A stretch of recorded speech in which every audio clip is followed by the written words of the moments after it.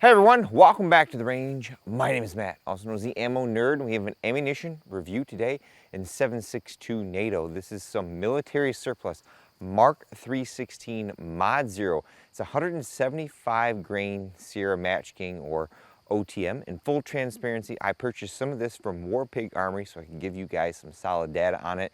I do believe he will have some of this available, and if you happen to come across some in maybe a gun broker auction and you're curious what this is like compared to, say, M1118, that's one of the older match 7.62 NATO rounds, I have that data available for you. Let's throw this guy on the table and talk about what we're going to do today. For our 7.62 NATO testing, we have a wide array of barrel lengths from 13 inches all the way up to and including 24 inches. After we've collected our velocity and just a general reliability, I only have about 5 boxes of this, but it's military surplus. I don't think we're going to have any reliability issues.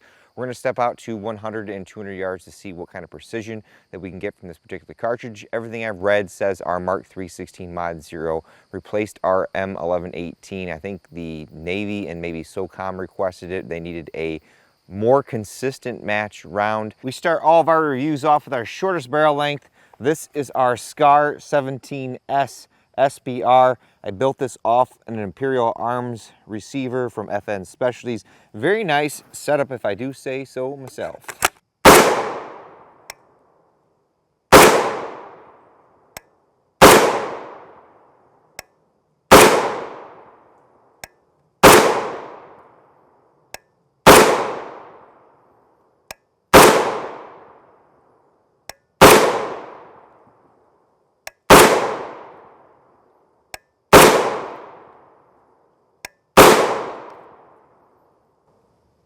Standard deviation is a little out there for a match load, but this is from a 13-inch barrel, so we're not probably getting a complete powder burn. Now we'll add a little bit of barrel length. This is our 16-inch PA-10. I added a muzzle brake on here to help control some of the recoil on this. For whatever reason, this thing tends to have a little more felt recoil than everything else I shoot in 308.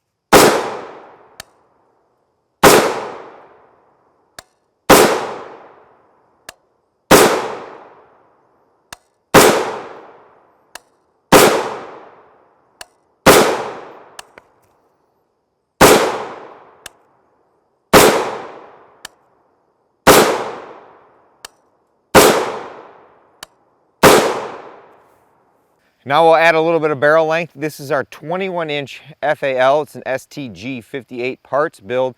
Deacon will be firing some rounds suppressed with our Yankee Hill Phantom M2.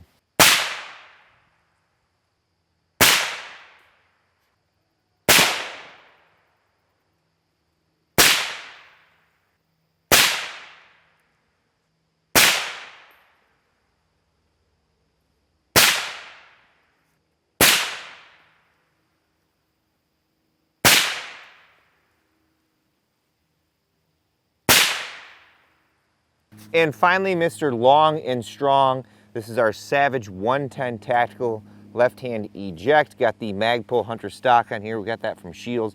A big thank you to them. Very nice setup.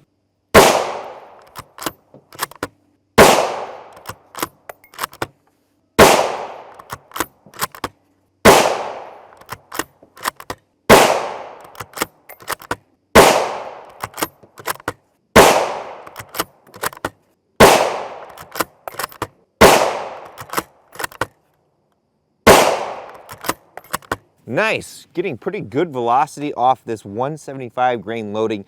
Normally some of our bulk or surplus 150 grain is barely hitting 2,700 feet per second at times from a 22-inch. Nice. Here is our Mark 316 at 200 yards, around 70 degrees outside today. There is a little bit of wind.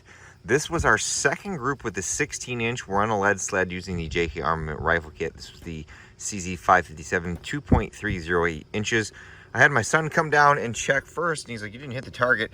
I found our group down here because our scope elevation is dialed in for some 150 grain, but 1.809 inches at 200 yards, that is very respectable. And then the 24-inch, for whatever reason, was 3.533 inches. I wonder if the wind picked up a little bit and carried that one, or I just pulled it.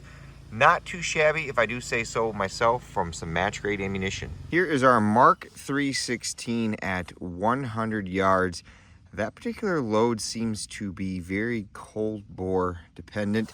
I fired one round right here, and then they all went over there. This is a 24-inch Savage 110 Tactical with a 16 power first focal plane scope on it. So we threw that one away. 1.413 inches on a 5-shot group. We waited a little bit, came back 1.173 inches, very respective. We brought out the CZ 557 Urban Counter Sniper. Our first group was 1.656 inches. We seemed to have some of that cold bore problem. My guns were outside in the garage all last night, so they might have been a little cooler, and it's only 50 degrees outside today.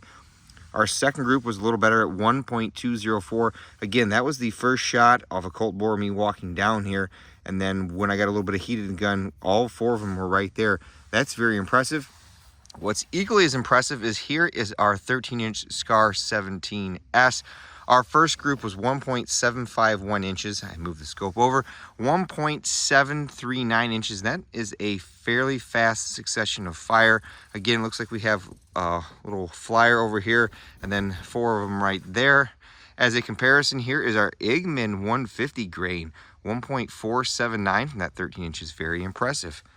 As always, your mileage may vary. Skill sets and things definitely come into play. This was from a lead sled on a bench. Well, everyone, that concludes another review out here at the range with our 7.62 NATO Mark 316 Mod 0. We had pretty good velocities across all of our barrel lengths for testing. Didn't have any functionality issues. Now, in terms of accuracy or precision with this particular load, maybe it's more designed for warmer temperatures. When I went out and did the accuracy portion the second time, we're in the 45s, 50s. The gun sat outside in the garage all night long, so some of those cold bore shots tended to cause a point of impact shift compared to that first shot.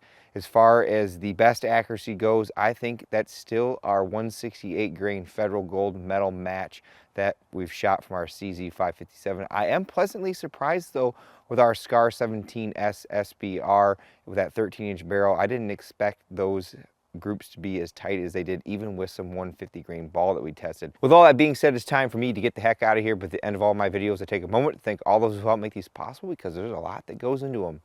Number one is my family. A big thank you to Amy and Deacon. They're always out here helping me do all kinds of things. Today we were doing leaves, lots of huge oak leaf piles to clean up. Deacon would like to remind you all to like, subscribe, and comment on the video to help drive that algorithm so that we get some more traction for other people who are out there seeking this kind of information.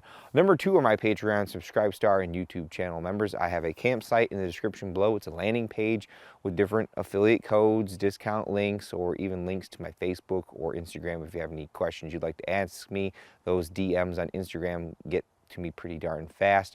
Effectively, what I do with all that is I put all those commissions that I earn right back in the channel. I do have a discount code for War-Pig Armory. It is Buffman, and I think it's 5% off of M80A1 and M855A1. Number three is War-Pig Armory. Again, in full transparency, sold me some of that Mark 316 Mod 0 at a discount so that I could provide you guys with solid information on it. And of course, number four is you all for watching. Until next time, I'll catch you at the range.